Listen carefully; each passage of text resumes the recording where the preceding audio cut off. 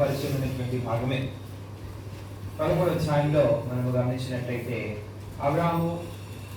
అబ్రాము యొక్క సహోదరి కుమారుడైనటువంటి లోతు వేరైపోయినట్లుగా మనం చూస్తున్నాం.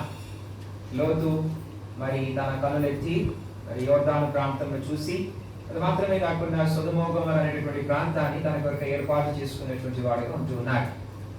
కనుక ఏర్పాటు చేసుకుని అటువైపు వెళ్ళిపోయినాడు.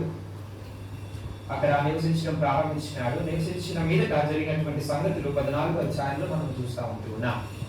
అక్కడ నివసిస్తూ ఉంటుండగా అక్కడ ఉన్నటువంటి మరి నలుగురు రాజులు మరి అక్కడ లోతు యొక్క కుటుంబాన్ని, అంత మాత్రమే కాకుండా సొదొమ గొమొర్రాలో ఉన్నటువంటి వారందరినీ కూడా చెరపట్టుకొని వెళ్ళినట్లుగా మనము ఆ యొక్క 1వ వచనం నుంచి 13వ వచనాల వరకు మనము గమనించవచ్చు. చెరపట్టబడినటువంటి విషయము అబ్రాహామునకు తెలియపరచబడుతూ వచ్చింది.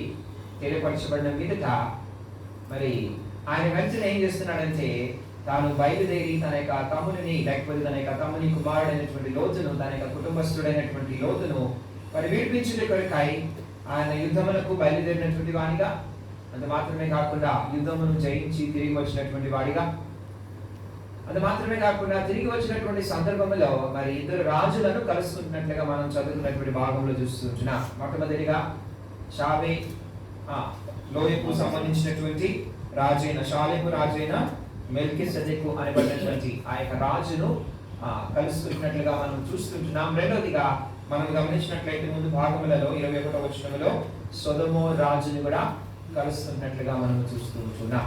కనుక తిరిగి వచ్చినటువంటి ఈ యొక్క అబ్రామునకు మెల్కీసెదెకు లేకపోతే షాలేము రాజు ఏం చేస్తున్నాడంటే, అతనికి ఏమందించాడు?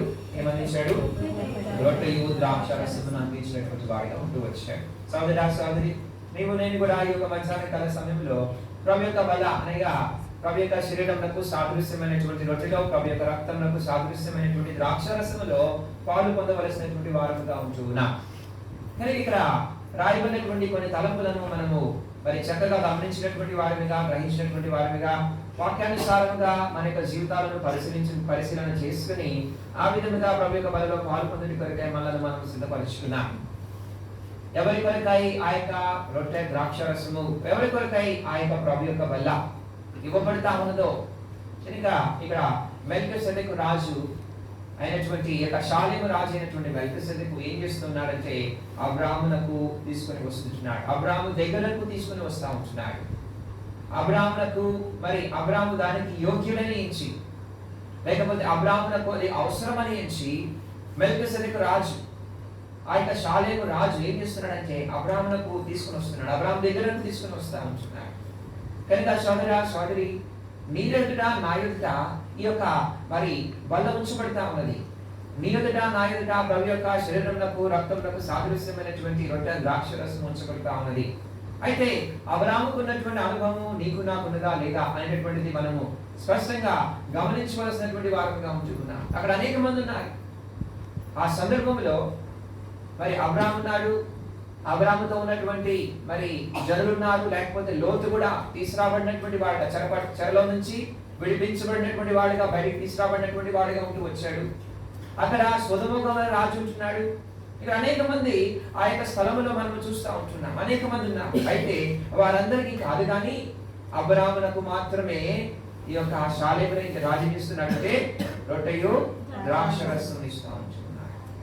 కనుక అబ్రాములో మరి ప్రాముఖ్యత, లేకపోతే అబ్రాములో ఏవో శ్రేష్టమైనటువంటి గుణములు ఉండిన కారణం చేతనే అది ఆయనకు ప్రత్యేకంగా ఇవ్వబడతా ఉన్నది. కనుక సోదరి నీలో నాలో ఆయనకు ప్రత్యేకత ఉన్నదా, అబ్రాము వంటి జీవితం ఉన్నదా లేదా అనేటటువంటిది మనము వాక్యానుసారంగా పరిశీలన చేసుకోవలసినటువంటి వారంగా ఉంటున్నాం. ఇక్కడ గమనించినట్లయితే 14వ వచనంలో మనం చూసినటువంటి మాట, 14 నుంచి 24 వచనాలు మనం చదువుకుంటూ వచ్చాం. ఏమనగా, అబ్రాము తన తమ్ముడు చెరపట్టబడినని విని తన ఇంట పుట్టి అలవర్చబడినటువంటి 312 మండులను వెంట పెట్టుకుని దాను మట్టుకు ఆ యొక్క రాజులను తరిమెను. కనుక మొట్టమొదటిగా గమనించినట్లయితే ఎవరి కొరకై ఈ యొక్క ప్రభు వల్ల, ఎవరు ఆ యొక్క ప్రభు వల్లలో పాలు పొందడి కొరకై యోగ్యులో ఆలోచనాడు కదా, మిమ్మల్ని మీరే పరీక్షించుకునుడి అంటున్నాడు. పరీక్షించుకోవడం ఎంతైనా అవసరం. ఎందుకనగా అందరికీ ఆయనకి యోగ్యత లేదు. పరీక్షించుకున్నప్పుడు మన యొక్క జీవితంలో అయితే యోగ్యత ఉన్నదా లేదా మనము స్పష్టంగా గ్రహించగలిగినటువంటి వారంగా ఉంటున్నాం. ఇక్కడ ఎవరికి ఆ యొక్క యోగ్యత, ఎవరికి ఆ యొక్క పిలుపు ఉన్నదని మనం జ్ఞాపకం చేసుకున్నట్లయితే, తన యొక్క తమ్ముడు చెరపట్టబడెను అనే మాట వినగానే ఏం చేస్తున్నాడు? వెంటనే తాను చేస్తున్నాడంటే బయలుదేరి తన యొక్క తమ్ముడిని విడిపించుట కొరకై తాను ప్రయాసపడుతున్నటువంటి వాడిగా, యుద్ధమునకు బయలుదేరినటువంటి వాడిగా కనబడుతూ ఉంటున్నాడు.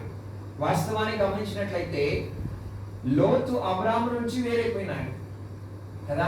లోతు అబ్రాము నుంచి వేరైపోయినాడు. తనకు అవకాశం వచ్చినప్పుడు, మరి అవసరం వచ్చినప్పుడు ఏం చేస్తున్నాడంటే తన యొక్క కనులెత్తి చూసి తాను మరి గమనించినట్లయితే తాను మరి తన కొరకై ఒక స్థలమును ఏర్పాటు చేస్తున్నాడు.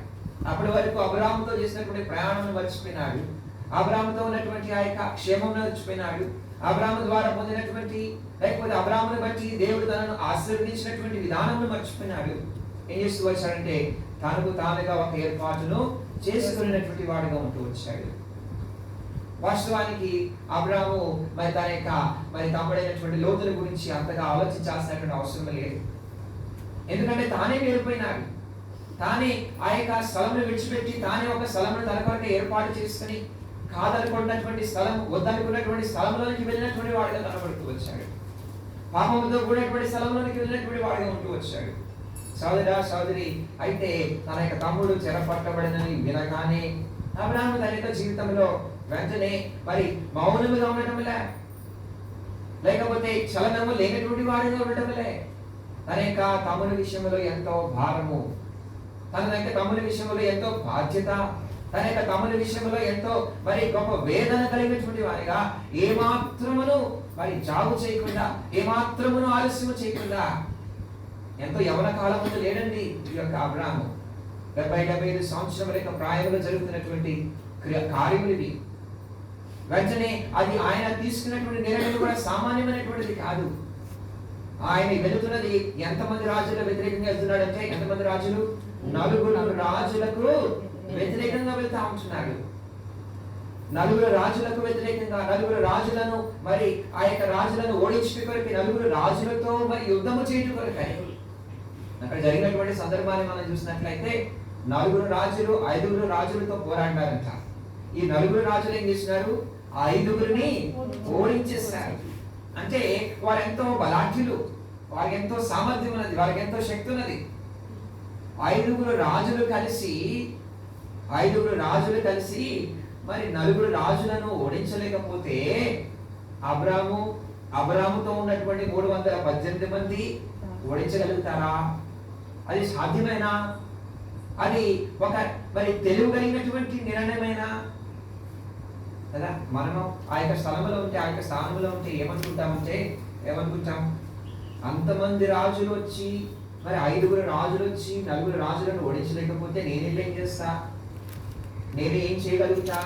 నాకంత బలం ఉన్నదా? సోదరా సోదరి, మనం జ్ఞాపకం చేసుకున్నట్లయితే తన యొక్క తమ్ముని విషయంలో ఉన్నటువంటి మరి భారము, తన యొక్క తోటి సహోదరుని విషయంలో ఉన్నటువంటి భారము, బాధ్యత, తన తోటి ఉన్నటువంటి విశ్వాసుల విషయంలో ఉన్నటువంటి భారము, బాధ్యత ఎంత గొప్పది అంటే, ఎంత మరి భారభరితమైనటువంటిది అంటే, తాను లాజికల్ ఆలోచించడంలే, ఇది సాధ్యమా కాదా అని ఆలోచించడంలే. తన యొక్క మరి ఆలోచనలో కేవలము ఆ యొక్క లోతు మాత్రమే కనబడతాం. నా తమ్ముడు, నా యొక్క రక్త బంధువు, లేకపోతే నాతో ప్రయాణం చేసినటువంటి వాడు బహుశా ఈ దినము నాతో లేడేమో, ఈ దినము నాకు సహవాసంలో లేడేమో, ఈ దినము నన్ను ప్రేమించడం లేదేమో, ఈ దినము నాతో కలిసి ఉండడం లేదేమో, అయినప్పటికీ నేను నా యొక్క తమ్ముని విషయంలో బాధ్యత వహిస్తాను. అది ఎంత కఠినమైనటువంటిదైనా సరే, ఎంత భారభరితమైనటువంటిదైనా సరే. సోదరా సోదరి, ఈ యొక్క 4 రాజుల గురించి మనం కొంత ధ్యానం చేసినట్లయితే అక్కడ 14వ అధ్యాయము 1వ వచనంలో చూస్తున్నా, ఈ లోతు ఎవరి ద్వారా పట్టబడుతూ వచ్చాడు, ఎవరి ద్వారా ఓడించబడుతూ వచ్చాడు? ఈ అబ్రాము ఎవరిని ఓడించాడు? లోతు ఎవరంటే ఓడిపోయినటువంటి వాడు, అబ్రాము ఎవరు? ఓడించినటువంటి వాడు. అవునా కదా? లోతు ఎవరు? ఓడిపోయినటువంటి వాడు. ఆ 4 రాజులతో ఓడిపోయినటువంటి వాడు ఎవరు? లోతు. ఆ 4 రాజులను జయించినటువంటి వాడు ఎవరు? అబ్రాము. ఈ 4 రాజులు ఎవరు అని మనం జాగ్రత్తగా గమనించినట్లయితే రండి చూద్దాం. 14వ అధ్యాయంలో 1వ వచనంలో చూస్తున్నాం. ప్రతి షీనారు రాజైన అబ్రామీలు, ఎలాసారు రాజైన అర్యోకు, ఏలాము రాజైన కదర్లయోమెరు, గోయీయుల రాజైన తిదాలు అనువారు దినములలో అనే మాటల్లో చూస్తున్నాం. నలుగురు రాజులు ఉన్నారు. షీనారు రాజు, ఎలాసారు రాజు, ఏలాము రాజు, గోయీయుల రాజు. ఈ నలుగురు రాజులు చాలా పరాక్రమశాలులు. ఈ నలుగురు రాజులను గురించి జాగ్రత్తగా మనం ధ్యానం చేసినట్లయితే ఈ నలుగురు రాజుల్లో ముగ్గురు గురించి, లేకపోతే ఈ నాలుగు స్థలాలకు చెందినటువంటి నలుగురు రాజులు అన్నమాట కదా. 4 స్థలాలకు చెందినటువంటి ఆ యొక్క స్థలాల పేరు ఏంటంటే షీనారు అనేటువంటి స్థలము, రెండవదిగా ఎల్లాసార్ అనబడినటువంటి స్థలము, మూడవదిగా ఏలాం అనబడినటువంటి స్థలము, గోయీయుల అనబడినటువంటి ఆ యొక్క స్థలము. ఈ స్థలములకు చెందినటువంటి లేకపోతే ఆ యొక్క రాజ్యములకు చెందినటువంటి రాజులు. ఈ 4 రాజ్యాలలో నుంచి మనము జాగ్రత్తగా గమనించినట్లయితే పరిశుద్ధ గ్రంథంలో 3 రాజ్యాల గురించి రాయబడతా ఉన్నాయి. 3 రాజ్యాల గురించి ప్రస్తావించబడుతూ ఉంది.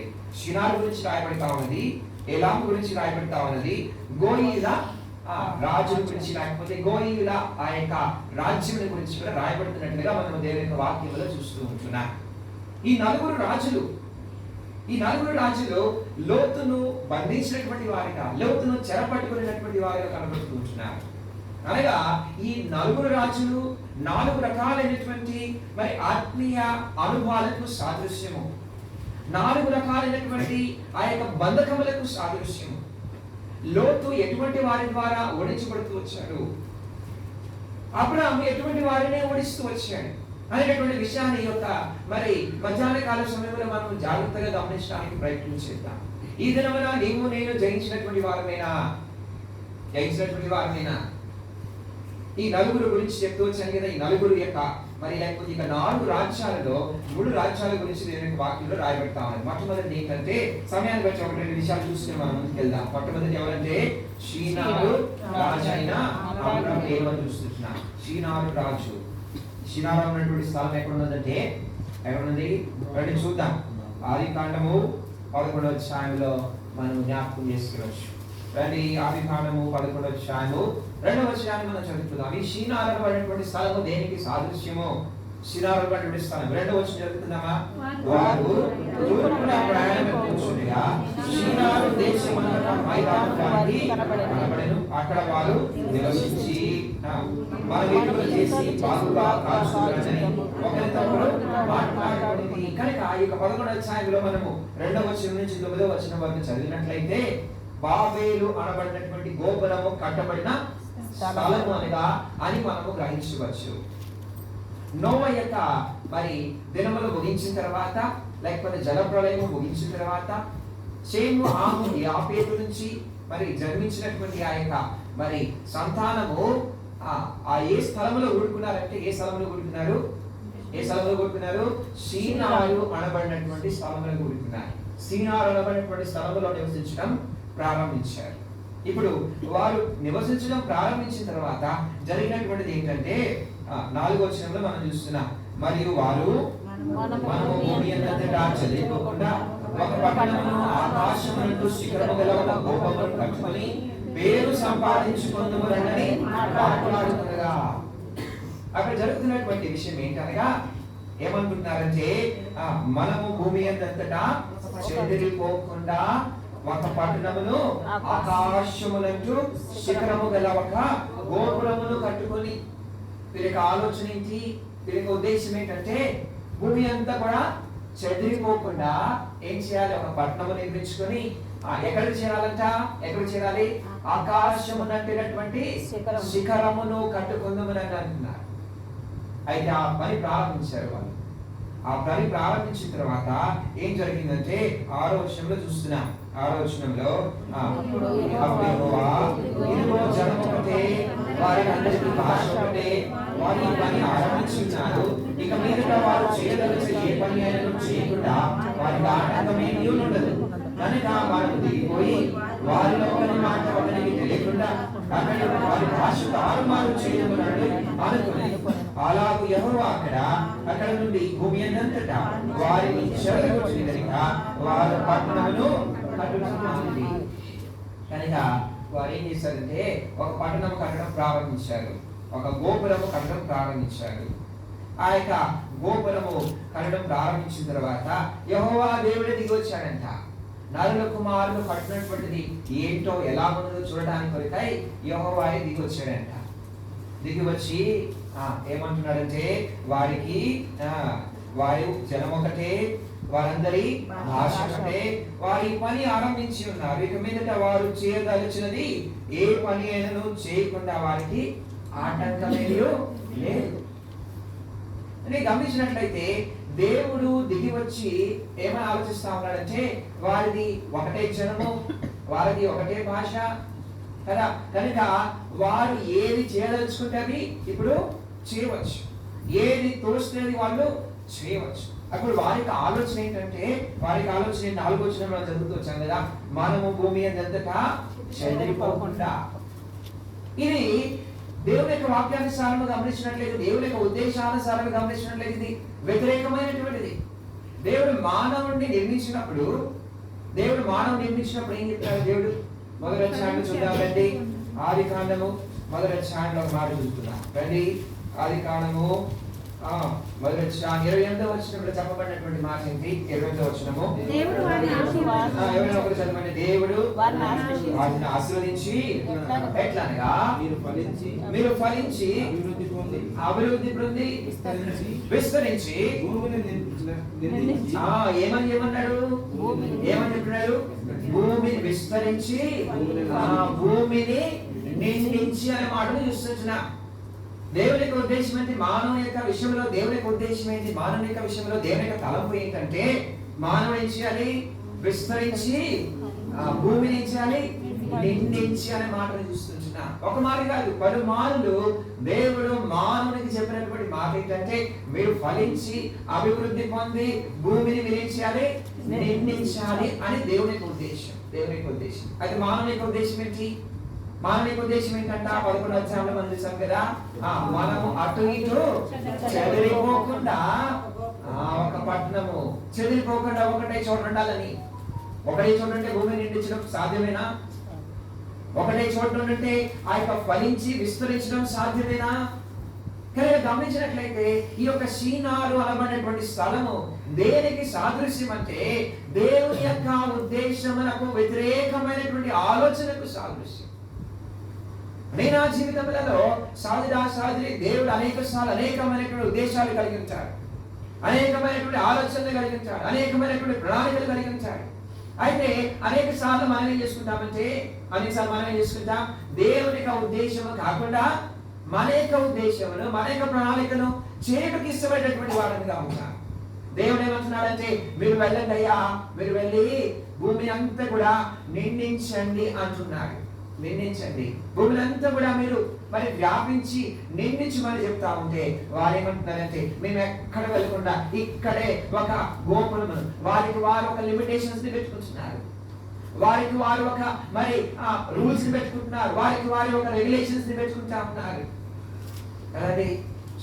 సోదరి ఈ షీనారు అనబడినటువంటి ప్రాంతము, ఈ యొక్క షీనారు అనేటటువంటి దేశము దేనికి సాదృశ్యమైనదంటే దేవుని యొక్క ఉద్దేశమునకు వ్యతిరేకముగా వెళ్ళేటటువంటి జీవితమునకు సాదృశ్యం.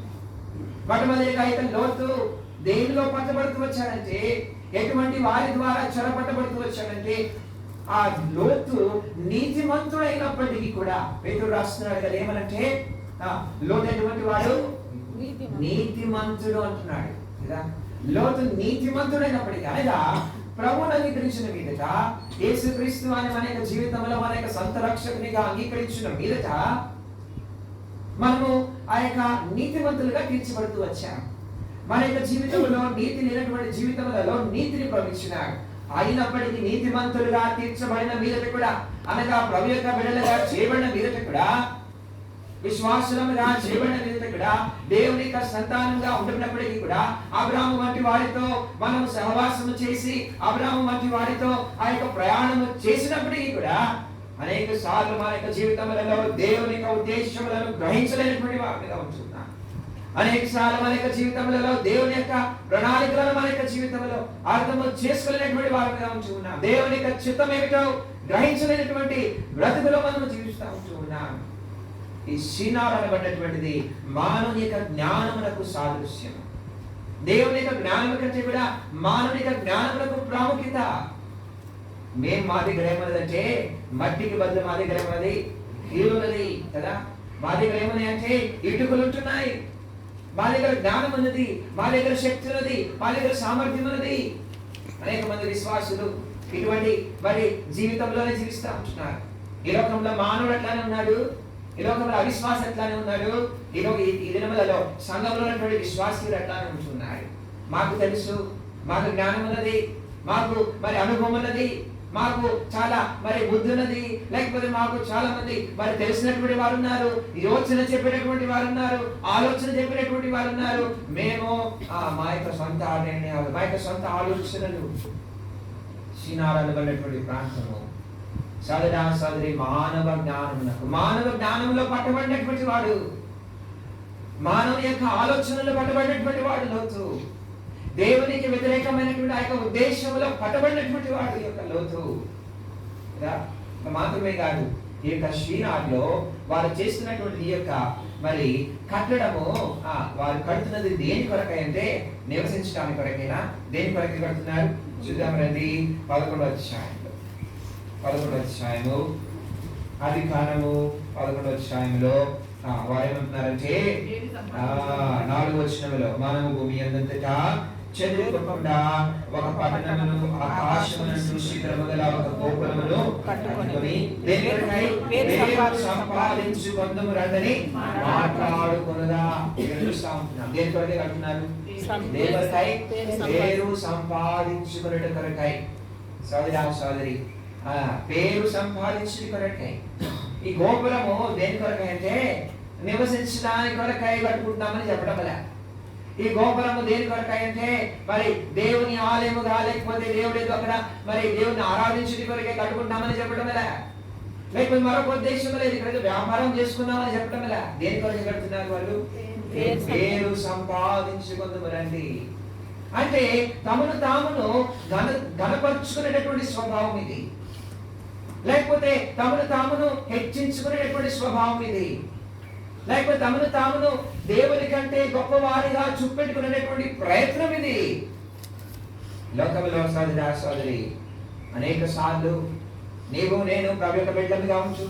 అది మాత్రమే కాదు, ఈ లోకంలో అనేక మంది క్రైస్తవులమైనటువంటి వారు కూడా గమనించినట్లయితే దేని కొరకై సేవా పరిచర్య, దేని కొరకై ఈ యొక్క ఆరాధన, దేవుని కొరకై ఈ యొక్క సమర్పణ కదా, దేని కొరకై ఈ యొక్క దాతృత్వము, ఏదైనా సరే దేనికైనా సరే దేనికోసం అంటే దేని కొరకై? పేరు సంపాదించుకునే కొరకై. నిస్వార్థమైనటువంటిది లేదు. ఏ దినములలో ఏమి చేసినా సరే, మనం ఏం చేసినా సరే దేని కొరకై అంటే నేను కనపడాలి, లేకపోతే నా కుటుంబం కనపడాలి, నా పేరు కనపడాలి, లేకపోతే నా గురించి చెప్పుకోవాలి కదా. ప్రభు కొరకై అనేక సార్లు విశ్వాసులుగా అనేక సార్లు మరి ఇటువంటి స్వభావము మనలో అది మానవుడికి అప్పటి నుంచి ఉంది కనుక ఇప్పుడు కూడా మన యొక్క జీవితంలో అట్లానే ఉంది. మార్పులు లేవన్నమాట. ఏ చిన్నది మనం చేసినా సరే చెప్పుకోవాల్సిందే. ఏ చిన్నది ప్రభు యొక్క మందిరంలో ఏ చిన్న కార్యం చేసినా సరే, ఏ చిన్న పని చేసినా సరే, అంకుల్ నేను చేశాను, అంకుల్ అని నేను చేశాను అని, లేకపోతే బ్రదర్ నేను చేశానయ్యా అని చెప్పుకోవాల్సిందే కదా. పేరు సంపాదించుకో. దేవుని యొక్క వాక్యం చాలా స్పష్టంగా రాయబడుతున్నది. ఎక్కడైతే నువ్వు చెప్పుకొని మనుషుల యొక్క మెప్పును పొందినావో అక్కడ దేవుని ద్వారా రావలసినటువంటి ఆశీర్వాదం నువ్వు పోగొచ్చుకున్నావు. మత్తయి సువార్త 6వ అధ్యాయంలో రాయబడతా ఉన్నది, చాలా స్పష్టంగా రాయబడతా ఉన్నది. నువ్వు చేసినటువంటిది ఒకవేళ మానవులు చూసి నిన్ను మెచ్చుకున్నట్లయితే వెంటనే దేవుని ద్వారా పొందవలసినటువంటి క్షేమము మేలును కోల్పోయినారు. పేరును సంపాదించడానికి ప్రభు యొక్క మందిరంలో వస్తున్నావు, ప్రభు యొక్క సంఘంలో ఉంటున్నావు, సేవ చేస్తున్నావు, పరిచయం చేస్తున్నావు, దేని నిమిత్తమై చేస్తున్నావు? పేరును సంపాదించడానికా? గమనించినట్లయితే ఆ యొక్క శ్రీనారాయణమైనటువంటి ప్రాంతము దేవునికి విరోధమైన ఆలోచనకు సాదృశ్యము. శ్రీనారాయణమైనటువంటి ప్రాంతము మానవిక జ్ఞానములకు, మానవిక ఉద్దేశములకు సాదృశ్యము. శ్రీనారాయణమైనటువంటి ప్రాంతము దేవుని యొక్క ఘనతను, మహిమను దొంగిలిస్తున్నటువంటి స్థలం అది. సోదరి లోతు అటువంటి వాటి ద్వారా పట్టబడినటువంటి వాడిగా, అటువంటి యొక్క స్థలములలో చెరపట్టబడినటువంటి వాడిగా కనబడుతున్నాడు. నీవు నేను ఎట్లా ఉంటున్నాం ఇక దినమన? దేవుడు నేను ఎట్లా ఉంచున్నా. ఇంకా షీనారు గురించి చాలా విషయాలు రాయబడతా ఉన్నాయి. కానీ చూద్దాం మరొక మాటను. దానియేలు గ్రంథము మొదటి అధ్యాయం. దానియేలు గ్రంథము మొదటి అధ్యాయం. ఇక షీనారు దేనికి సాదృశ్యం అంటే చదువుదాం. మొదటి అధ్యాయము చదువుకుందామా? 2వ వచనం. మొదటి 2వ వచనాలు చదువుకుందాం. ఎవరైనా చదవండి. యూదా రాజుకు యెహోవాకీము ఏలుబడిలో దేవుని మందిరములోని శేషించిన ఉపకరణములను ఆ రాజు చేతికి అప్పగించను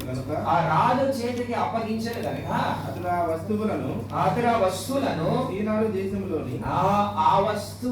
సీనారు దేశములోని తన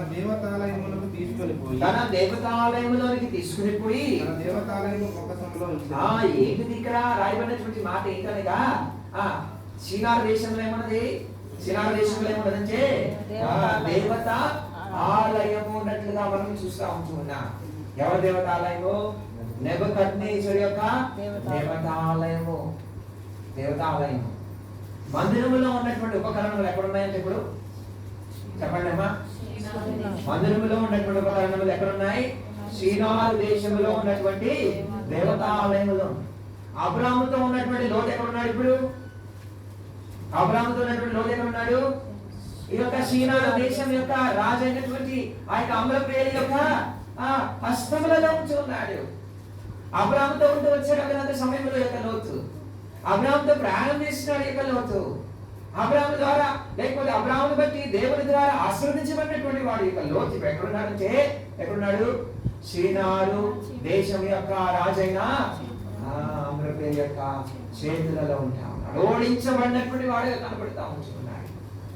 సోదరి ఆ దినములలో కూడా వారు ఏం చేశారంటే ఆ యొక్క మందిరములో ఉన్నటువంటి ఉపకరణములన్నీ కూడా దేవుని యొక్క మహిమ దిగి వచ్చినటువంటి ఆ యొక్క మందిరములో నుంచి లేకపోతే దేవుని కార్యములు జరిగినటువంటి ఆ యొక్క మందిరములో నుంచి ఎక్కడికి వెళ్ళినాయంటే ఇశ్రాయేలు యొక్క పాపమును బట్టి, ఇశ్రాయేలును పరిపాలించినటువంటి రాజులు చేసిన పాపమును బట్టి ఆ యొక్క మందిర ఉపకరణములు ఎక్కడికి వెళ్ళినాయి?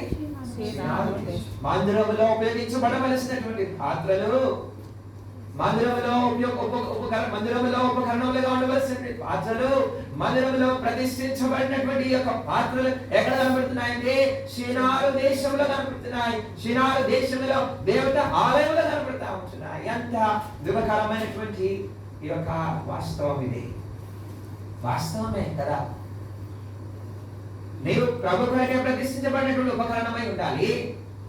ప్రభు కొరకై ఉపయోగించబడవలసినటువంటి పాత్రగానే ఉండాలి. ప్రభు యొక్క మహిమ కొరకై నువ్వు వాడవలసినటువంటి మరి విశ్వాసురాలుగా నీవు జీవించవలసినటువంటి పరిశుద్ధిగా ఉండవలసినటువంటి వాడే నీవు ఎక్కడున్నావంటే ఎక్కడున్నావు? షీనారు దేశంలో దేవతాలయం యొక్క మొక్కసము లోపల ఉన్నదట దేవుని యొక్క ఉపకరణం. ఎంత దుఃఖకరమైన విషయం. ప్రభు మనం పిలిచినాడు, ప్రభు మనల్ని ఏర్పరచుకున్నాడు, ప్రభు మనల్ని ప్రతిష్ఠించినాడు. ఎక్కడున్నాడు లోతు అంటే ఆ యొక్క ప్రభు కొరకై జీవించడం వల్ల తన యొక్క శక్తి, తన యొక్క సామర్థ్యం, తన యొక్క బలము, తన యొక్క బుద్ధి, తన యొక్క జ్ఞానం, తనకి ఇవ్వనటువంటి తలాంతులు ఎక్కడ దేని కొరకై వాడబడుతున్నాయి? దేని కొరకై? షీనారు దేశం యొక్క రాజు కొరకై. షీనారు దేశం యొక్క రాజు కొరకై. ఇది మన యొక్క జీవితంలో వాస్తవమే కాదా? ప్రభు కొరకై వాడవలసినటువంటి నీవు, ప్రభు యొక్క కార్యముల కొరకై బలముగా నీవు మరి ప్రతిష్ఠించబడి వాడబడవలసినటువంటి నీవు ఎక్కడ కనబడుతున్నావు? ఎక్కడ ఎవరి కొరకై పని చేస్తున్నావు? ఎవరి కొరకై వాడబడుతున్నావు అంటే లోకము కొరకై కాదా? ప్రభు కొరకై. సరే వాడబడుతున్నావు, ప్రభుత్వ మందిరానికి వస్తున్నామేమో, లోకంలో పని చేయడం కూడా ప్రాముఖ్యమే. ఎందుకంటే అది మన యొక్క మరి జీవనము కొనసాగాలంటే అక్కడ పని చేయాల్సిందే. అయితే ప్రభు కొరకై పని చేస్తున్నావా? ప్రభు యొక్క ఉపకరణము మొట్టమొదటి కానీ మరి జ్ఞాపకం చేస్తున్నారు. ప్రభు ద్వారా ప్రతిష్ఠించబడినటువంటి పాత్రమని నువ్వు జ్ఞాపకం చేసావు. ప్రభు కొరకే ఉపయోగపడుతున్నావా? ప్రభు యొక్క మందిరం కొరకే ఉపయోగకరంగా ఉన్నావా? ప్రభు యొక్క సేవ కొరకు ఉపయోగకరంగా ఉన్నావా? సోదరి లోతు పరిస్థితి ఇటువంటిదే. షీనారు రాజు వచ్చినాడు. షీనారు రాజు వచ్చి పట్టుకుని వెళ్తున్నాడు లోతుని. నువ్వు ఎంతైనా నీతిమంతుడిగా ఉండొచ్చు అంతకుముందు, ఎన్నో మరి భక్తి కార్యములు చేసి ఉండొచ్చేమో బహుశా అంతకు ముందు. అబ్రాహాముతో తిరిగినానయ్యా అంటే కుదరదు, పట్టుకుని వెళ్ళిపోయినాడు. అబ్రాహాము ద్వారా పిలువబడినానయ్యా, అబ్రాహాముతో నడిచినానయ్యా, అబ్రాహాము ద్వారా ఆశ్రదించబడినాను, లేదు, పట్టుకుని వెళ్ళిపోయినాడు. ఎందుకంటే ఇక దినము నీ యొక్క సహవాసము, నీ యొక్క మరి స్నేహితులు, నీ యొక్క కుటుంబం ఎక్కడ ఉన్నదంటే అబ్రాహాముతో కనబడటంలే. ఓడించబడినటువంటి వాడు లోతు ఓడించబడుతూ వచ్చాడు. అయితే మన అంశానికి వద్దాం. ఆ విధంగా చీనాడు ఆ యొక్క ప్రాంతంలో ఉన్నటువంటి రాజుల ద్వారా ఓడించబడినటువంటి ఈ యొక్క ఓడించబడినటువంటి లోతును అబ్రాహాము ఏం తీసుకువచ్చాడంటే గెలిచినటువంటి వాడిగా ఉంటూ వచ్చాడు. ఏ రాజుల ద్వారా లోతు ఓడిపోతూ వచ్చాడో అదే రాజుల ద్వారా మరి అదే రాజులతో యుద్ధము చేసి అబ్రాహాము ఏం చేస్తూ వచ్చాడంటే గెలిచినటువంటి వాడిగా ఉంటూ వచ్చాడు. సోదరి, ఈ యొక్క దినమున మన యొక్క జీవితంలో మనము మరి ఓడిపోయినటువంటి క్రైస్తవులుగా ఉంటున్నామా, లేకపోతే మరి జయము పొందినటువంటి క్రైస్తవులుగా ఉంటున్నామా? ఇద్దరు కలిసే బయలుదేరినారు. లోతు అబ్రాహాము ఇద్దరు కలిసే బయలుదేరినారు. ఇద్దరు కలిసే ప్రయాణం చేస్తూ వచ్చారు. అయితే ఒకరు ఓడిపోయినటువంటి జీవితము, ఒకరు గెలిచినటువంటి జీవితంగా మనం చూస్తూ ఉంటున్నాం. సోదరి, మన యొక్క జీవితంలో ఎల్లప్పుడూ కూడా యుద్ధం ఉంచది, జ్ఞాపకం ఉంచుకోవాలి. ఎల్లప్పుడు కూడా నేను యుద్ధంలోనే ఉంటున్నా. ఎల్లప్పుడు కూడా కొన్నిసార్లు ఆ యుద్ధాలు వెలుపలుంటే, కొన్నిసార్లు ఆ యొక్క యుద్ధాలు లోపట ఉంటాయి.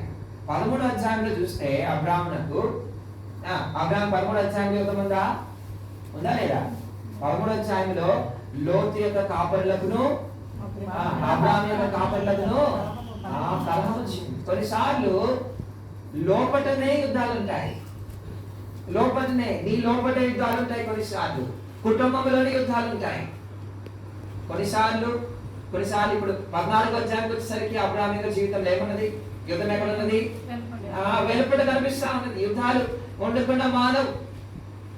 మన యొక్క జీవితంలో సోదరి, మనం యుద్ధం యొక్క రంగంలో ఉంటున్నామని, మనం ఆ యుద్ధంలోనే ఉంటున్నామని జ్ఞాపకం చేసుకోవాల్సినటువంటి వారిగా ఉంటున్నాం. యుద్ధాలు అనేటటువంటి మన యొక్క జీవితంలో మానవు ఏదో విధంగా వస్తూనే ఉంటాయి. ఏదో విధంగా అవి మన మీద మరి దాడులు చేస్తూనే ఉంటాయి. అవి లోపల కొన్నిసార్లు వెలుపట.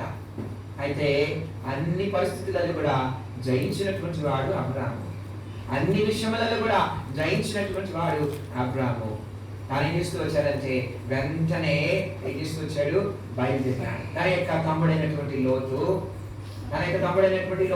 ఈ యొక్క షీనారు దేశపు రాజు ద్వారా ఎల్లాషారు, ఏలాము, గోయిల రాజుల ద్వారా పట్టబడినాడని వినగానే ఏమాత్రమే కూడా ఆలోచించుకోలేకుండా ఏం చేసుకొచ్చారంటే బయలుదేరినాడు. సోదరి, ఎవరి కొరకాయ యుద్ధము చేటు కొరకాయ ఇష్టపడగలిగినటువంటి వారికి ఈ యొక్క ప్రభు వల్ల యుద్ధము చేయగలిగినటువంటి ఇష్టపడినటువంటి వారు తమ యొక్క శక్తి సామర్థ్యాలను బట్టి కాదు, తమకున్నటువంటి బుద్ధి జ్ఞానాలను బట్టి వారు కాదు. ఎవరైతే ప్రభు కొరకాయ ప్రభు యొక్క బిడ్డల పక్షంలో ప్రభు యొక్క బిడ్డలతో కలిసి యుద్ధము చేయటకు ఆత్మీయమైనటువంటి యుద్ధము, భౌతికమైనటువంటి యుద్ధాలు కాదండి, ఆత్మీయమైనటువంటి యుద్ధములో పాలు పొందుటకు ఇష్టపడినటువంటి వారు, ఆత్మీయమైనటువంటి ఆ యుద్ధంలో మరి ఉండగలుగుటకు మరి ప్రయాసమైనటువంటి వారిని పిలిచి మెల్కీసెదెకు రాజు అంటున్నాడు కదా, అయ్యా అబ్రాహాము, నీ కొరకు ఈ యొక్క రొట్టె ద్రాక్షరసము, ఇది నా యొక్క శరీరము, నా యొక్క మరి రక్తము నీ కొరకే చిందించబడినటువంటిది, ఇది వారు తీసుకో. సోదరి, అనేక సార్లు మన యొక్క జీవితంలో వస్తున్నటువంటి ఆ యొక్క శోధనలలో, వస్తున్నటువంటి ఆ యుద్ధాలలో, వస్తున్నటువంటి ఆ యొక్క పరిస్థితులలో మనము యుద్ధము చేయడం అనేక సార్లు ఇష్టపడం, వాటితో పోరాడటం అనేక సార్లు ఇష్టపడం. అది వెలుపడివైనా సరే, బయటమైనా సరే. అనేక సార్లు సంఘముతో కలిసి పోరాడేటువంటి వారంగా ఉండదు కదా. వారమంతా కూడా ఎవరైతే సంఘంతో కలిసి ఉంటూ వచ్చారో, సంఘంతో పాటు మరి పరిచయంలో పాలు పొందుతూ వచ్చారో వారికి తెలుసు గత వారమంతా ఉన్నటువంటి యుద్ధాలు ఏంటో, గత సంవత్సరంలో ఉన్నటువంటి యుద్ధాలు ఏంటో. ఆదివారం వచ్చి నేను కూర్చొని వెళ్తాను అనేటువంటి వారికి మీకు ఆ యొక్క సంఘం యొక్క యుద్ధాలు ఏంటో, సంఘం యొక్క సమస్యలు ఏంటో, సంఘం ఉన్నటువంటి అక్కర్లేమో తెలియదు. ఎవరైతే ప్రార్థన గుడిలో పాలు పొందుతున్నారు, నేను ఎక్కడ ఉన్నప్పటికైనా సరే ప్రార్థనలో పాలు పొందుతున్నావు, అటువంటి వారికి తెలుసు. అటువంటి వారికి తెలుసు సంఘం ఎదుర్కొన్నటువంటి యుద్ధాలు ఏంటో. సోదరా సోదరి, ఇక్కడ గమనించినట్లయితే అబ్రాహాము తన యొక్క శక్తి బలము వైపు చూసినట్లయితే, తనకున్నటువంటి బుద్ధి జ్ఞానం వైపు చూసినట్లయితే, తన దగ్గర ఉన్నటువంటి బలగంలో చూసుకున్నట్లయితే ఎప్పుడు కూడా బయలుదేరేవాడు కాదు. నా దగ్గర ఏముంది, నా దగ్గర ఏమి లేదు కదా, నా దగ్గర ఉంది 318 మందే, వీళ్ళని తీసుకుని 4 రాజులతో మరి ఎలాగ యుద్ధం చేయగలుగుతా? అక్కడ లాజిక్ లేవు, అక్కడ మానవ జ్ఞానం లేదు. సోదరా సోదరి, తన తమ్ముని మీద ఉన్నటువంటి ప్రేమ మాత్రమే తనను బలవంతం చేసింది. బయలుదేరినాడు, రాత్రి సమయంలో బయలుదేరినాడు, రాత్రి సమయమున యుద్ధము చేసినటువంటి వాడు ఉంటున్నాడు, రాత్రి సమయమున గెలిచి వచ్చినటువంటి వాడుగా కనబడుతూ ఉంటున్నాడు. సోదరా సోదరి, నువ్వు యుద్ధము చేయడం ఇష్టపడితే ఆ గెలిపించినటువంటి వాడు దేవుడు కదా, కనిపించినటువంటి వాడు దేవుడు. అందుకని మెల్కీసెదెకు రాజు అక్కడ కలుసుకోవడానికి చాలా కారణాలు ఉన్నాయి. ఇది చాలా గొప్ప సందర్భం, చాలా శ్రేష్టమైనటువంటి సందర్భం, చాలా విషయాలు ఉన్నాయి. అయితే 1-2 విషయాలు చూసుకొని మనం ముగించుకుందాం క్లుప్తంగానే. 11వ అధ్యాయంలో ఎందుకు ఈ యొక్క మెల్కీసెదెకు వచ్చి కలిసినాడు అని మనం కొంత ధ్యానం చేసినట్లయితే, మెల్కీసెదెకు రాజు వచ్చి ఎందుకు కలిసినాడు, ఆయనతో ఎందుకు పలకరించినాడని గమనించినట్లయితే, కేవలం రొట్టె ద్రాక్షరసం ఇవ్వడానికి వరకే కాదు. అది చూద్దాము. అక్కడ రాయబడినటువంటి మాట 14వ అధ్యాయం, ఆదికాండము 14వ అధ్యాయంలో అక్కడ చదువుకుందామా? 18వ వచనం. మరియు షాలేము రాజైన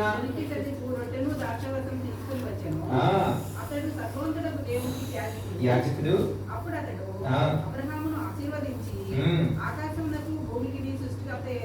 ఆకాశమునకును భూమికిని సృష్టికర్త అయినటువంటి కర్తయును సర్వోన్నతుడైన దేవుని వలన ఆశీర్వదింపబడుగాక. నీ శత్రువులు నీ చేతికి అప్పగించిన సర్వోన్నతులకు దేవుడు స్తుతింపబడుగాక. ఇక్కడ జ్ఞాపకం చేసుకున్నాను. ఇక్కడ జ్ఞాపకం చేసుకున్నటువంటి మాట, మరి మెల్కీసెదెకు వచ్చి అబ్రాహాముతో కలుసుకోవడానికి గల కారణం అనేది జాగ్రత్తగా మనం గమనించినట్లయితే, ఆయన మొట్టమొదటిగా చేసినటువంటిది ఏంటి అంటే, ఏమంటాడంటే, నీ శత్రువులను నీ చేతికి అప్పగించిన సర్వోన్నతుడు దేవుడు స్తుతింపబడుగాక. ఇక్కడ అబ్రాహాము జయించి తిరిగి వస్తూ ఉంటే మెల్కీసెదెకు రాజు, షాలేము రాజు వచ్చి అంటున్నాడు, ఏమనంటాడంటే, నీ శత్రువులను నీ చేతికి అప్పగించింది ఎవరు? సర్వోన్నతుడు. అది మొట్టమొదటిగా జ్ఞాపకం చేస్తున్నాడు. పర్పస్ ఎందుకు మెల్కీసెదెకు కలిసినాడంటే, కేవలం రొట్టె ద్రాక్షరసం ఇవ్వడానికి కాదండి, జ్ఞాపకం చేస్తున్నాడు. అనేక సార్లు సోదరా సోదరి, విశ్వాసముగా మనం మన యొక్క జీవితములలో ఆత్మీయమైనటువంటి జయములు పొందిన తర్వాత కొన్నిసార్లు ఉబ్బిపోతాం, కొన్నిసార్లు గర్వం అనేటటువంటిది మన యొక్క జీవితంలోకి వస్తుంది. ఈ జయము నేను పొందినాను, లేకపోతే నాయక బలము, నాయక జ్ఞానము, నాయక శక్తి అని ఆలోచించినటువంటి పరిస్థితులు చాలా సార్లు వస్తాయి. నేను గొప్ప, నాయక శక్తి అని మరి కషీనాలు వంటి స్వభావం మన యొక్క జీవితంలో వస్తాయి కదా. నేను, నా పేరు. వాస్తవానికి అబ్రాహాము మరి అటువంటి గొప్ప విజయము, అటువంటి గొప్ప యుద్ధము చేసి కదా, అటువంటి గొప్ప యుద్ధము చేసి జయం పొంది వస్తే తప్పనిసరిగా ఒక ఆత్మీయమైనటువంటి గర్వము వచ్చి ఉండొచ్చేమో, రావచ్చేమో, వస్తానికి అది సాధ్యం కదా. మన యొక్క జీవితంలో కూడా మనకి అటువంటిది జరిగితే మనం ఏం చేస్తాం? మనం కూడా వారి తప్పేసుకొని అందరికీ చెప్తాం, మన ప్రార్థనలో చెప్తాం, మన ఆరాధనలో చెప్తాం కదా. అనేక సార్లు మరి మన యొక్క ఉద్దేశమే, అనేక సార్లు ప్రార్థన చేయడానికి ఉద్దేశం కూడా అనేక సార్లు అదే అవుతా ఉంటుంది. కొన్నిసార్లు ప్రార్థన కొన్ని వింటున్నప్పుడు, ఆరాధన వింటున్నప్పుడు ఏదో చెప్పాలి కాబట్టి చెప్తున్నా, ఏదో తెలియపరచాలి అందరికీ అన్నట్లే చేస్తూ ఉంటారు కొంతమంది.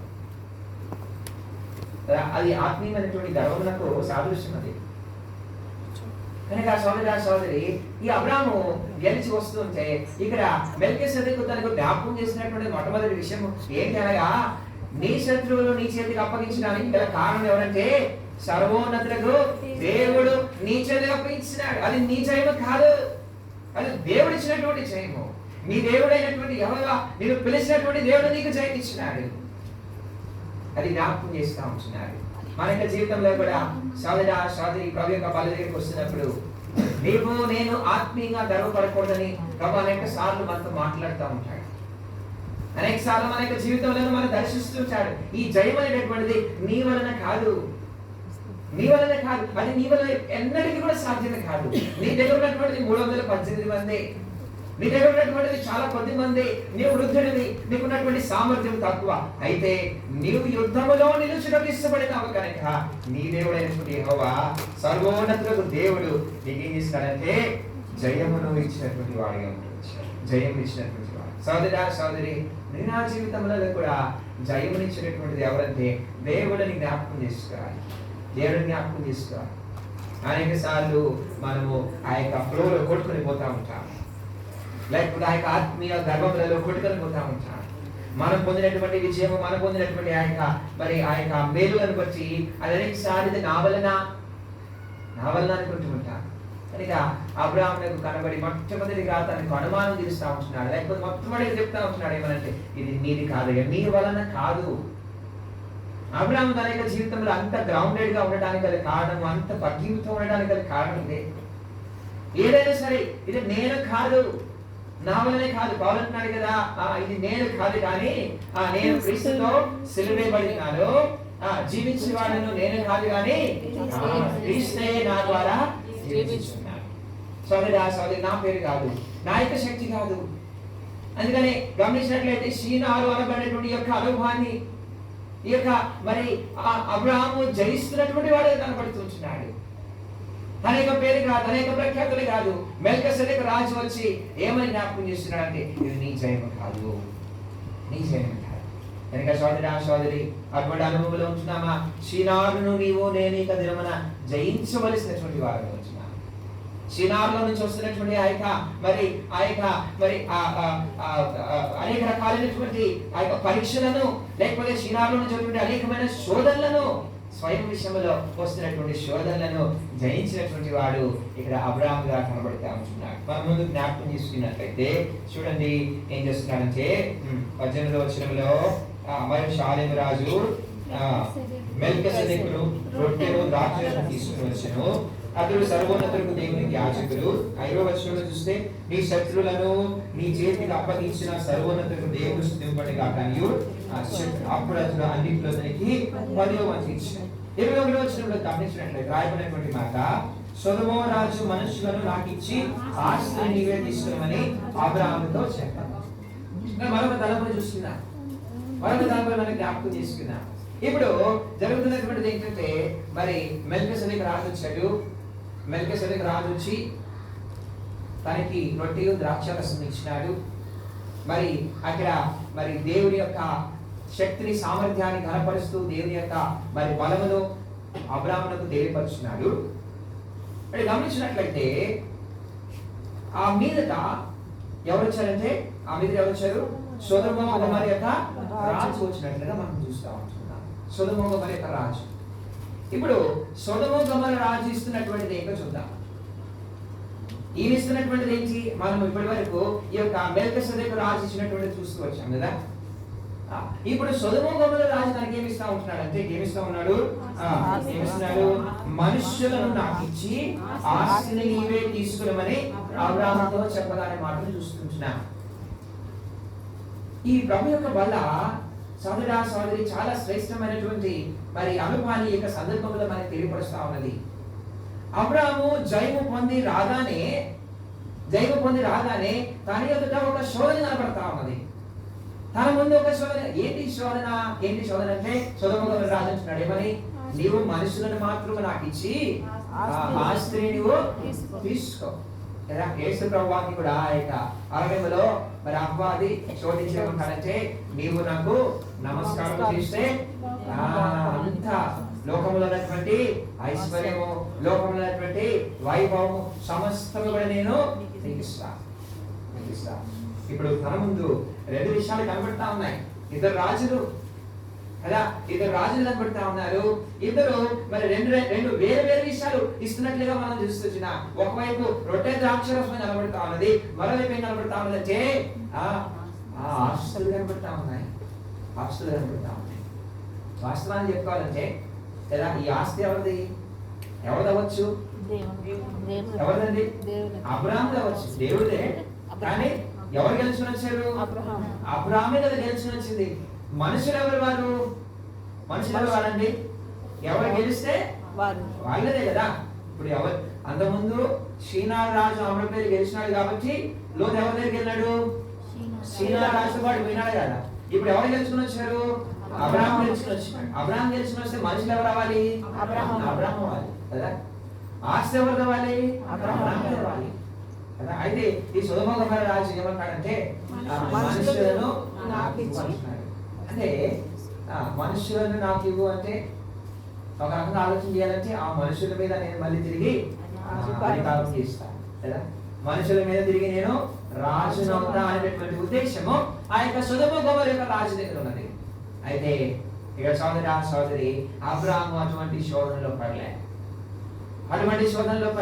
ప్రభు యొక్క బల మళ్ళీ ఏం చేస్తాడంటే అంతకు ముందు ఏం చేసినాడంటే ఆ యొక్క మెల్కీసెదెకు ఇచ్చినటువంటి రొట్టెయు ద్రాక్షరసమును తీసుకున్నటువంటి ఈ అబ్రాహాము తీసుకున్నటువంటి వాడు ఏం చేస్తున్నాడు? ఇప్పుడు ఉన్నటువంటి ఆ యొక్క శోధన, అధికారము చేయలేనటువంటి శోధన, లేకపోతే ఆస్తిని తీసుకున్నటువంటి శోధన మీద ఏం చేస్తున్నాడు? జయము పొందుతున్నటువంటి వాడుగా ఉంటున్నాడు. దురాశ మీద జయము పొందుతున్నటువంటి వాడుగా కనబడుతూ ఉంటున్నాడు. వాస్తవానికి అవన్నీ తీసుకొనవచ్చు, వాస్తవానికి అవన్నీ కూడా పొందుకొని తన యొక్క మహిమను తన యొక్క ఘనతను కలుగు చేసుకునవచ్చు. ఎవరు ఈ యొక్క ప్రభు వలలో పాలు పొందాలి, లేకపోతే ప్రభు వలలో పాలు పొందినటువంటి వారు ఎటువంటి జీవితంలో ఉండాలి? పోయిన వారం పాలు పొందావు, ఈ వారంలో పాలు పొందుటకు వచ్చావు. ప్రభు వలలో పాలు పొందిన దాన్ని బట్టి ఈ వారం అంతా కూడా శోధనల మీద జయించాలా? నీ శరీరంలో ఉన్నటువంటి శోధనలు, కుటుంబంలో వచ్చినటువంటి శోధనలు, సమాజంలో వచ్చినటువంటి శోధనలు, ఉద్యోగ బాధ్యతలలో వచ్చినటువంటి శోధనలు, స్నేహితులు, బంధువులు, మిత్రుల ద్వారా వచ్చినటువంటి శోధనలు, పండుగల మధ్యలో వస్తున్నటువంటి శోధనల మీద నీవు జయం పొందుతూ వచ్చావా? తన ముందు ఉంచబడినటువంటి రెండు, తాను ఒక దానిని స్వీకరించినాడు, మరొక దానిని ఏం చేస్తూ వచ్చాడంటే త్రోసి వేసినటువంటి వాడుగా ఉంటూ వచ్చాడు. అబ్రాహాము అంటున్నాడు కదా, ఏమంటున్నాడు? అబ్రాహాము 22వ వచనంలో నేనే అబ్రాహామును ధనవంతునిగా చేసినని నువ్వు చెప్పకున్నట్లు ఒక నూలు పోగైనను చెప్పుల వారైనను నీ వాటిలో ఏదైనాను తీసుకున్నానని. నాకు ఏది వద్దు, సొదొమ గొమొర్రాకు చెందినటువంటిది ఏది కూడా వద్దు. ఎంత నిస్వార్థమైనటువంటి యోధుడో ఈ అబ్రహామును మనం జ్ఞాపకం చేసేవచ్చు. నాకు ఏది కూడా వద్దయ్యా, నాకు ఏది కూడా. ఆ యొక్క సొదొమ గొమొర్రాకు చెందినటువంటిది ఒక ఎంత స్పష్టంగా దేవుని యొక్క వాక్యం రాబడతామంటే ఒక నూలు పోగైనను చెప్పుల వారైన యుద్ధాలకు వెళ్ళినప్పుడు సాధారణంగా ఆ యొక్క వస్త్రాలు, రెండోదిగా ఆ యొక్క చెప్పులు అనబడినటువంటి ఏమవుతాయి? తెగిపోతాయి, పాడైపోతాయి, లేకపోతాయి. అవే అవసరం. అయితే అవి కూడా నాకు వద్దంటా ఉన్నాడు. అబ్రాహాము కదా, మీరు ఇచ్చేటటువంటిది ఒక్క నూలు పోగదు, నాకు ఒక వస్త్రమే కాదు కదా, ఆ నూలు పోగడ వద్దు. చూసి ఆ యొక్క శోధన మీద జయము పొందినటువంటి వాడు, సొదొమ గొమొర్రా ఇస్తున్నటువంటి వాటి మీద జయము పొందినటువంటి, సొదొమ గొమొర్రా ఇస్తున్నటువంటి ఆ యొక్క what ever it is offering, అవి ఎంత మూల్యమైనటువంటివైనా సరే, ఎంత శ్రేష్టమైనటువంటివైనా సరే ఏం చేస్తున్నారంటే అవి నాకు వద్దు, అవి నాకు వద్దు. సోదరి, అందుకనే అంత గొప్ప విశ్వాసి మాత్రమే కాదు కానీ ఆయన విశ్వాసి యోధులలో ఒకడన్నమాట. యోధులలో చూసినటువంటి వారందరూ కూడా అనేక సార్లు మోసపరచబడుతూ వచ్చారు, అనేక సార్లు ఆ యొక్క శోధనలకు లొంగుతూ వచ్చారు. ఆదామవుల యొక్క పండుగ చూసి శోధనలోనికి లొంగిపోయినటువంటి వారుగా ఉంటూ వచ్చారు. ఆ కాలం ఆ యొక్క సిల్వర్ని చూసి, ఆ యొక్క వెండిని చూసి తన యొక్క హృదయంలో శోధించబడినటువంటి వాడిగా, శోధనలకు లొంగిపోయినటువంటి వాడిగా కనబడుతూ వచ్చారు. అనేక మంది దేవుని యొక్క వాక్యంలో ఆయన సభ్యులు అనేక సార్లు ఆ యొక్క ధనమును చూసి ఆ యొక్క శోధనలకు లొంగిపోయినటువంటి వాడిగా ఉంటూ వచ్చారు. కానీ తన ముందు కుప్పలుగా ఉన్నటువంటి ఆస్తి, కొల్లగొట్టుకున్నటువంటి ఆస్తిని అని ఏమాత్రం నాకొద్దు. Sodom Gomorrah, whatever that Sodom Gomorrah is trying to offer me, I don't need it. అవసరం లేదు ఇది. ఇదే మన లోకంలో ఎంత కోరుకుంటా ఉన్నాం, లోకంలో వచ్చినటువంటి ఆ ఆనందాన్ని ఎంత కోరుకుంటా ఉన్నాం, లోకం యొక్క స్నేహితులతో కలిసి నువ్వు కలిగినటువంటి ఆనందాన్ని ఎంత కోరుకుంటా ఉన్నావు, లోకంలో ఉన్నటువంటి అలవాట్లు వాటి ద్వారా పొందినటువంటి ఆనందాన్ని ఎంత కోరుకుంటా ఉన్నావు. సోదరి నాకు తన యొక్క హృదయంలో శోధనని జయించాడు. సొదొమ గొమొర్రాలో ఆ యొక్క రాజు అంటున్నాడు, నువ్వు తీసుకో, నాకు రాజులు నాకు మనుషులు మాత్రం లేవు, నువ్వు సమస్తమును తీసుకోవాలంటే నీ నూలు పోగైన వద్దు, ఈ లోకములకు సంబంధించిన కాదు, నాకు వద్దు. దేవుడు పిలిచినాడు, లోకంలో నుంచి పిలిచినాడు, సోదరి దినమున ప్రభు యొక్క బిడ్డలుగా ప్రభువుని లోకములో నుంచి పిలిచినాడని ఆ యొక్క వాస్తవాన్ని గమనించి ప్రతిదినము గడుపుతుంటున్నావా? లేకపోతే లోకం యొక్క ఆశల ద్వారా ప్రతి దినము కూడా ప్రేరేపించబడి శోధించబడి వాడికి లొంగిపోయినటువంటి వాడిగా జీవిస్తూ ఉంటున్నావా? తాను కోరుకుంటున్నటువంటిది ఏంటంటే ఆ యొక్క రొట్టెయు ద్రాక్షరసం. నాకు రొట్టె ద్రాక్షరసం, రొట్టెలో ద్రాక్షరసంలో పాలు పొందినటువంటి వారు ఆ యొక్క సొదొమ గొమొర్రా ఇచ్చినటువంటి వాటిలో పాలు పొందరు. సొదొమ గొమొర్రాను మరి కోరుకునేటువంటి వారు, దానిని ఆశించినటువంటి వారు, ఆ యొక్క సోదరులకు లొంగిపోయినటువంటి వారు రొట్టెలో పాలు పొందుటకు యోగ్యులు కారు. కనుక సోదరి ఈ యొక్క మధ్యాహ్నకాల సమయంలో మన యొక్క జీవితాలను పరిశీలన చేసుకున్నాం. గత వారం తీసుకున్నావు కదా ప్రభువులలో జయం పొందినావా? లేకపోతే ఓడిపోయినటువంటి వారికి వచ్చావా శోధనల మీద? నీకు ఎల్లప్పుడూ కూడా ఇదిగో నా రొట్టెయు ద్రాక్షరసము నీ ముందు చూపెట్టాను. ఒక విశ్వాసి ఇది నా జీవితంలో వ్యక్తిగతంగా నేను పాటించేటటువంటి ఈ యొక్క అలవాటు. ఏదైనా సరే నీ నా జీవితంలో ఒక శోధన వచ్చినప్పుడు మనకి జ్ఞాపకం రావాల్సింది ఏంటంటే ప్రభు యొక్క బలం మనకి జ్ఞాపకం రావాలి. వచ్చే వారము నేను ఈ పని చేసినట్లయితే, ఇటువంటి అబద్ధం చెప్పినట్లయితే, ఇటువంటి అపవిత్రమైనటువంటి మరి కార్యకలాపాల్లో పాల్పొందినట్లయితే, ఇటువంటి స్నేహం చేసినట్లయితే, ఇటువంటి దౌర్భాగ్యమైనటువంటి మాటలు మాట్లాడినట్లయితే, ఈ విధంగా కోపగించినట్లయితే అయ్యో నేను వచ్చే వారం పాల్పొందగలనా? ప్రభు యొక్క బల నిత్యము మన యొక్క కనులేరుతుండాలి. ఏదో వచ్చి ఒక వారం వచ్చి నేను ప్రభు యొక్క బలలో పాలు పొందుతాను, ఆ యొక్క మరి ఒక అరగంట వాక్యం విని ప్రభు దగ్గర క్షమాపణ పొంది ప్రభువులో పాల్పొంది కాదండి. అబ్రాహాము 2 విషయాలు చూపెడతా ఉన్నాయి. నాకు రొట్టెయు ద్రాక్షరసం అవసరం. ఆ యొక్క సర్వోన్నతుడైనటువంటి ఆ యొక్క యాజకులు ఇస్తున్నటువంటి ఆ యొక్క మరి రొట్టెయు ద్రాక్షరసం నాకు అవసరం. నేను అలాంటిలో పాలు పొందితే నాకు దీక షీనార్లో ఉన్నటువంటి మనుషులొద్దు, షీనార్లో ఉన్నటువంటి నాకు ఏ విషయము నాకు వద్దు, దేవభారం వద్దు, లేకపోతే అక్కడ ఉన్నటువంటి ఉపకరణములు వద్దు, లేకపోతే అక్కడ ఉన్నటువంటి మనిషిని జ్ఞానం వద్దు, అక్కడ ఉన్నటువంటి పేరు వద్దు. నాకు నూలు పూగ కూడా తెలుసున్నాడు. ఈయన వద్దనేటటువంటి వాడు మాత్రమే కాదు, ఈయన ఏంటంటే వాడు చూసుకొని మాట చదువుకొని ముగించుకుందామా. ఆయన వద్దనేటటువంటి వాడు మాత్రమే కాదు, ఆయన ఎటువంటి వాడంటే చూడండి ఏమంటున్నాడు చూడండి 20వ వచనంలో. అప్పుడు అతడు అన్నిటిలో అతనికి ఏమంటున్నాడు, అన్నిటిలో 10వ వంతు ఇచ్చెను అనే మాటను చూస్తున్నా. ఆయన లోకం యొక్క ధనమును వద్దనుకోవటం మాత్రమే కాదు కానీ ఏం చేస్తున్నాడు, నా దగ్గర ఉన్నటువంటి దాన్ని నేను ఇస్తాను కదా. నా దగ్గర ఉన్నటువంటి ఎంత స్వార్థరహితుడో ఈ అబ్రాహాము. తనకు ఈ యొక్క ఈ సిచ్యువేషన్ ద్వారా, ఈ పరిస్థితి ద్వారా, లేకపోతే యుద్ధం ద్వారా ఒక్క నయా పైసా ఉపయోగం లేదు. ఉపయోగం అంటే ఏమన్నా ఆయనకి ఏ ఉపయోగం లేదు ఆయన వాళ్ళకి. అయినా సరే తన యొక్క మరి ప్రేమను పట్టించినటువంటి భారాన్ని బట్టి ప్రయాసకున్నాడు, యుద్ధం చేస్తున్నాడు, వచ్చినటువంటి లోకంలో ఉన్నటువంటి ఆశలను వద్దనుకున్నాడు. ఏం చేస్తున్నాడంటే